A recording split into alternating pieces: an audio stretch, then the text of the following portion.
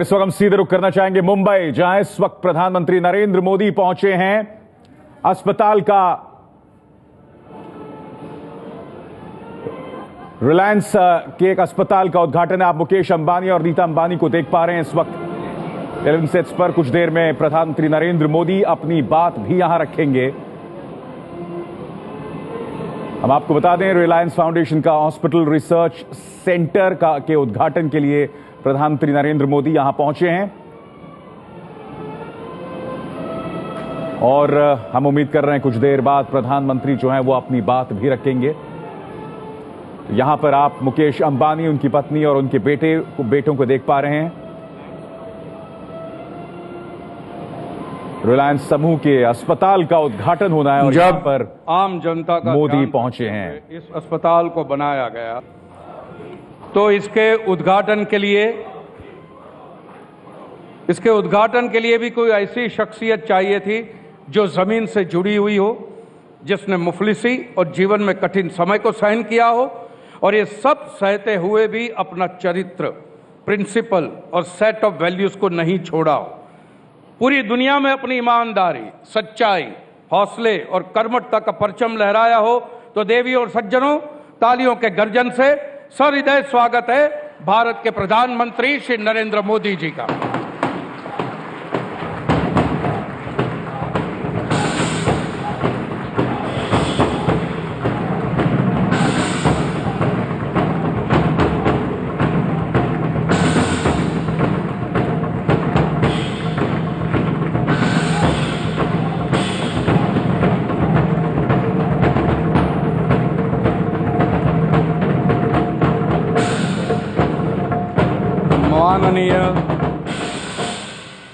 माननीय प्रधानमंत्री जी के साथ पधारे हैं महाराष्ट्र के राज्यपाल हिज एक्सेलेंसी श्री विद्यासागर राव जी।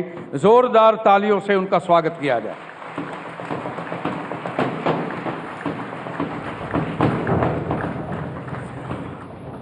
आदरणीय प्रधानमंत्री जी, his excellency governor of Maharashtra, आपका sir H N. Reliance Foundation Hospital and Research Centre के इस प्रांगण में हार्दिक अभिनंदन है।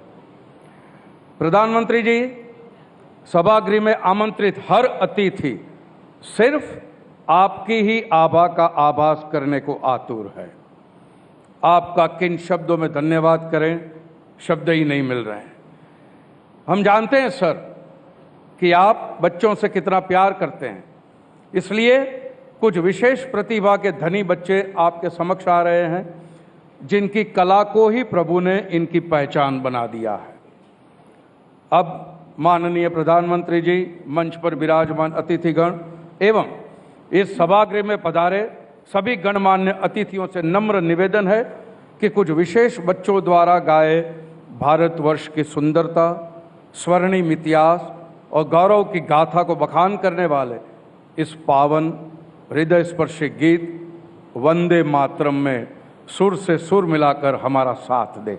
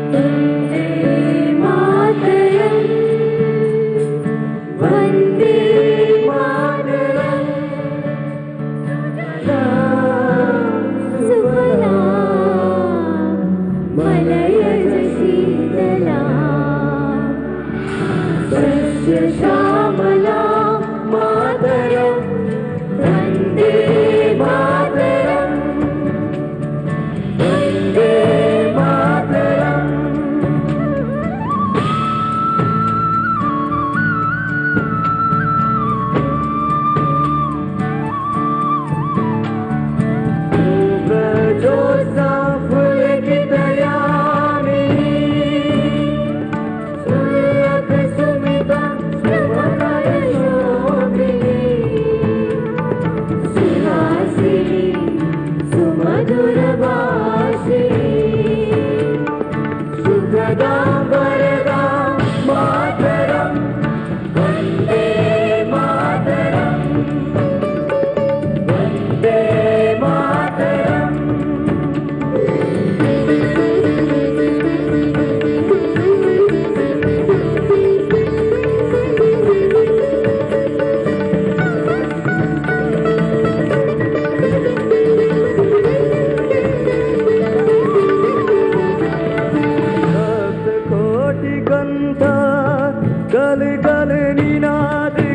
मिले सप्त कोटि भुजाए कर कर वाले अबला के नमाइत बोले बहुबली धारिणी नमामि तारिणी विपुदल वारिणी मातरम वंदे मातरम वंदे मातरम सुजला सुफला मलयज शीतला सस्य श्यामला मातरम वंदे मातरम वंदे मातरम वंदे मातरम।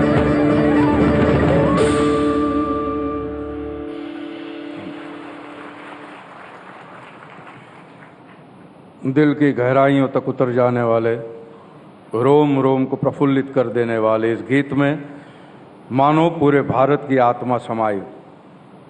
धन्यवाद बच्चों और साथी कलाकारों। अब मैं श्रीमती नीता अंबानी जी से अनुरोध करूंगा कि मंच पर पधारे सभी विशेष अतिथियों को पुष्प गुच्छ प्रदान कर उनका स्वागत सम्मान करें।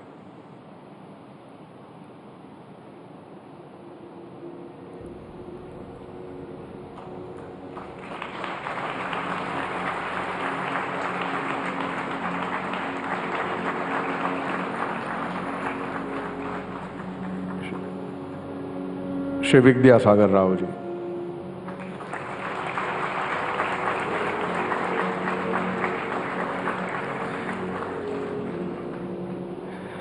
निर्मल, सादे और सरल व्यक्तित्व की धनी श्रीमती नीता अंबानी जी, मैं जितनी बार भी आपका धन्यवाद करूं इस महान कार्य के लिए तो भी कम है। ये अस्पताल मुंबई शहर को समर्पित है, बल्कि मैं तो कहूंगा कि समस्त भारत के नागरिकों ही समर्पित है, और श्रीमती नीता अंबानी जी की और उनकी पूरी डेडिकेटेड टीम हर समय पूरी तन्मयता से सेवा में तत्पर रहेंगे। धन्यवाद नीता जी। आपसे निवेदन करूंगा कि आज के इस विशेष समारोह को शोभित करते हुए कुछ शब्द कहें। नीता जी।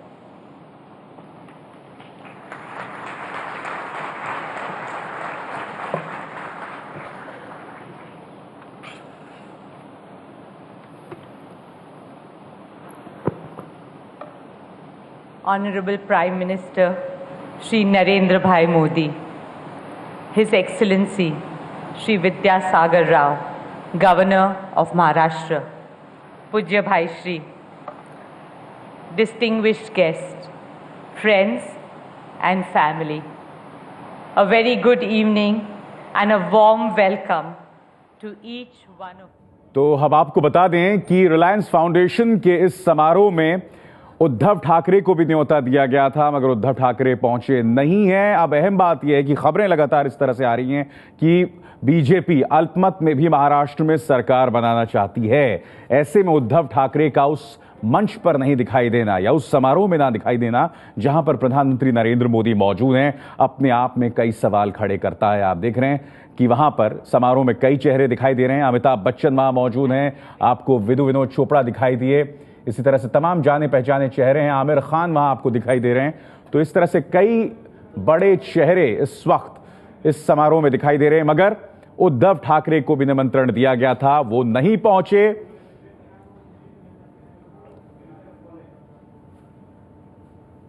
अब सवाल ये कि क्या आज प्रधानमंत्री नरेंद्र मोदी और उद्धव ठाकरे में मुलाकात होगी?